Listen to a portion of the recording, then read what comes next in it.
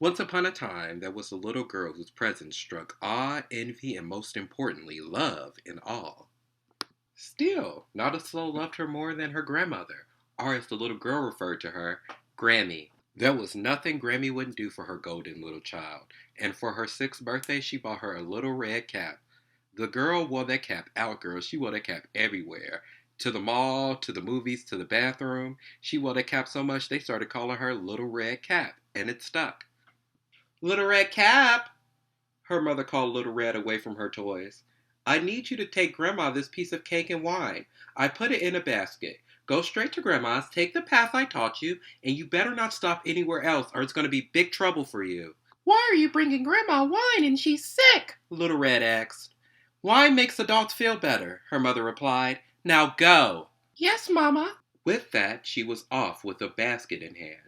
After a small trek through the woods, she was stopped by a wretched creature that she likened to a wolf. Good day, Little Cap, he said. It's Little Red Cap, she spat. And my mom told me not to talk to strangers. She kept walking. Hey, hey, the wolf called. Where are you going with that adorable little basket? To bring my grandmother cake and wine, Little Red Cap said. Where does your grandmother live? None of your business, Little Red Cap said. I was asking because I'd also like to bring your grandmother cake and wine. The wolf licked his lips. We must see that she gets stronger together. Okay, little one? Little Red Cap! Sorry, Little Red Cap.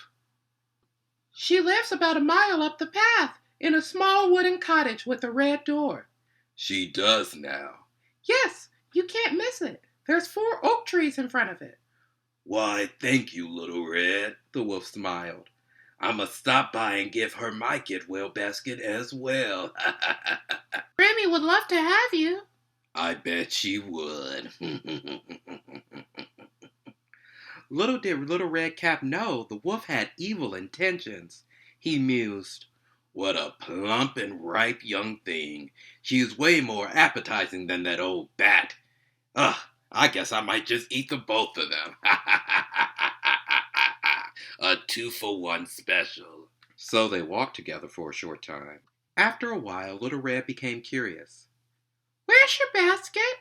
Little Red Cap asked. Aren't the flowers lovely? I see some beautiful sunflowers that will look great in your grandmother's home. The wolf tried his best to distract Little Red Cap. Oh, yes. I could pick the best ones and bring them to her. It's early in the day, so I'll still make good time. Yes, you will. While Little Red picked flowers, the wolf ran straight to Grandma's. He gave the door a soft knock. Who's there? The grandma called. Little Red Cap, and I have some wine and cake for you, Granny. Oh, just lift the latch, she said. I'm tired and resting my eyes. The wolf lifted the latch. The door flew open, and without saying a word, he went straight to the grandmother's bed, and he ate her whole. He put on her clothes, he dressed himself in her cap, laid himself in her bed, and drew the curtains. Perfect. Meanwhile, Little Red Cap forgot all about her grandmother because she was too busy picking the best flowers. Finally, after she could carry no more in her basket, did she start back to her grandmother's home. When she made it to her grandmother's house, she was surprised that the cottage door was open.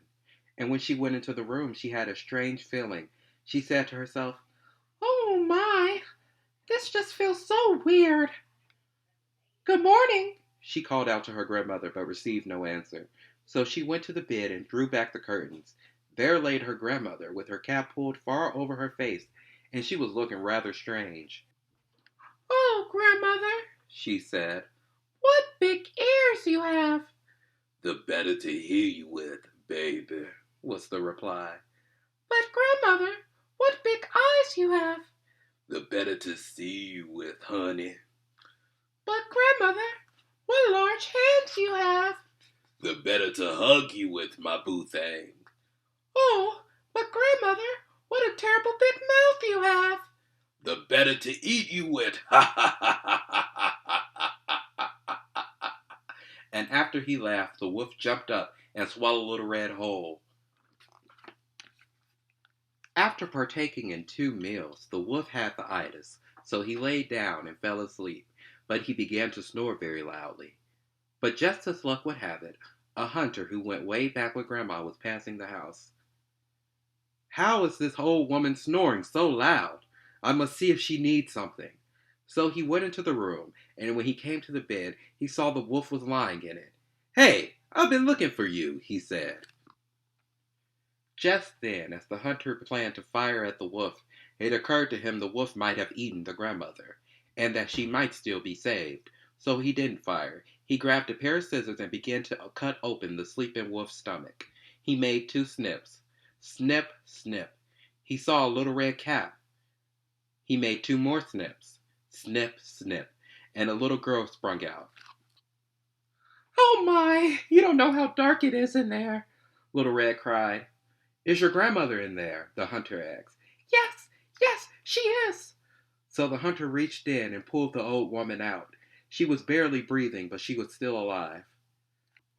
Little Red Cap, thinking quickly on her feet, grabbed a whole bunch of stones, and her and the hunter stuffed the wolf's stomach with them. And when he awoke and tried to run away, the stones were so heavy and he fell down at once and died. All 3 of them were delighted that the wolf was dead. The hunter took the wolf's skin and went home with it. The grandmother ate the cake and drank the wine. While watching her grandmother eat the cake and drink the wine, Little Red Cap thought to herself, I will follow my mother's every instruction, and I will never leave the path again. With that, they all lived happily ever after. Moral of the story is, follow your parents' instructions, or you might end up getting eaten by a wolf.